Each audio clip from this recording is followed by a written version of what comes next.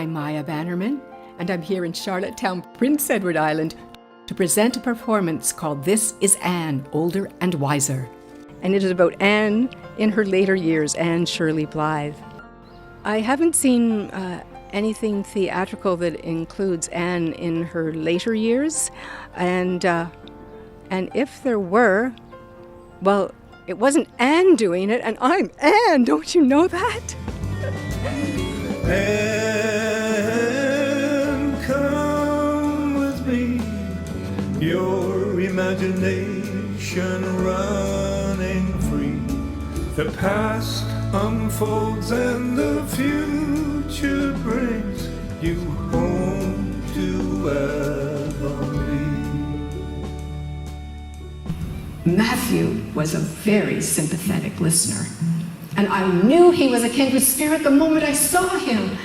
Oh, I pinched myself black and blue that day. I was in raptures. It was so beautiful, and it felt like home. But what in heavens Marilla put up with? I always remember her asking the air, what under the canopy should I do with her? She must have felt at sea with this wiry, red-headed imp who begged to be called Cordelia, who shrieked at Marilla's best friend, Rachel Lynde, I hate you! I hate you! I hate you! How dare you say I'm skinny and ugly? How dare you call me freckled and red-headed? You are a rude, impolite, unfeeling woman. How would you like to be told that you are fat and clumsy and probably haven't a spark of imagination in you? If it hadn't been for Matthew, I may never have stayed at Green Gables, but he insisted. Well, I didn't meet Gilbert until the second day of school, and he, trying to get my attention, picked up the end of one of my long braids and in a piercing whisper, "Carrots! Carrots!" I hardly thought for a moment. I just took my slate and thwacked him over the head with it. And it broke. The slate, not his head. Well, the next day I was late coming into class, and I had water lilies drooping in my hair. I was probably pretending to be the Lady of Shalott. I lay my head down on the desk, and Gilbert tucked a tiny pink candy heart that said, "You are sweet," under my arm. Well, I just swept it off my desk and crunched it beneath my heel with a vengeance. Suddenly, Phil said, "I heard that Gilbert Blythe's engagement to Christine Stewart was to be announced soon after convocation was over. Have you heard anything of it?" I was so grateful for the darkness. "No," I said. My face was burning. My hand went up to my collar. I found that pendant. I gave it a very energetic twist until it gave way, and I shoved the broken necklace in my pocket. I was a foolish young woman. I looked as gay as any of the revelers that night, and every time Gilbert Blythe asked me to dance, I indicated that my dance card was full. And then, in September of 1890, we married. I was 25, and we moved into our house of dreams. There was a certain tang of romance and adventure there in the atmosphere that I never found at Avonlea. And I still wrote poems and stories in my journals. And then we got an invitation to dinner. And who else should be invited but Mrs. Andrew Dawson, nee Christine Stewart.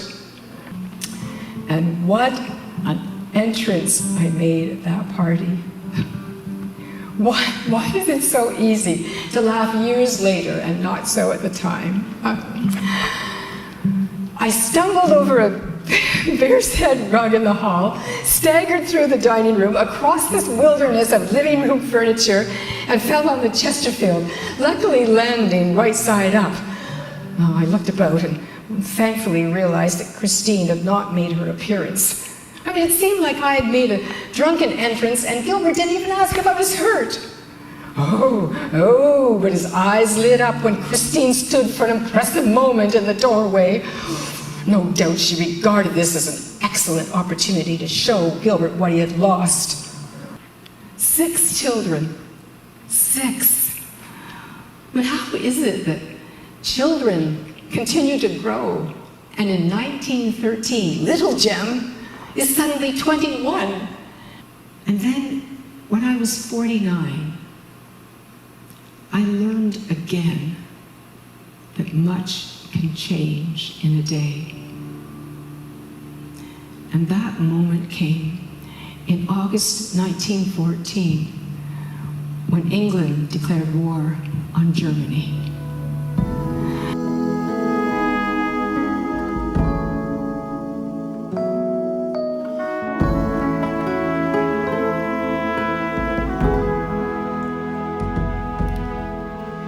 There is a ship that's sailing home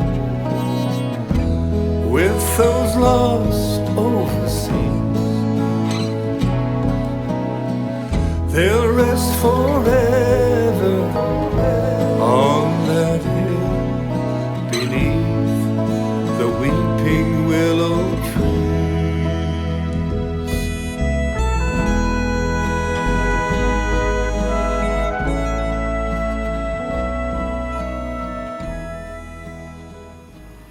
I used to say November was an ugly month.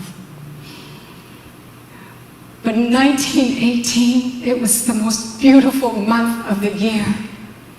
And on the 11th day, the war was over, and the bells were ringing all through Rainbow Valley. I need to step out of doors now, shake loose these memories, stretch my legs and my imagination.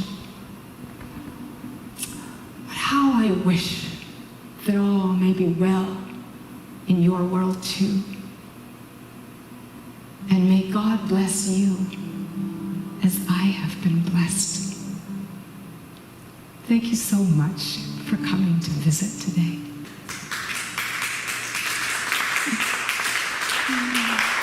Thank you.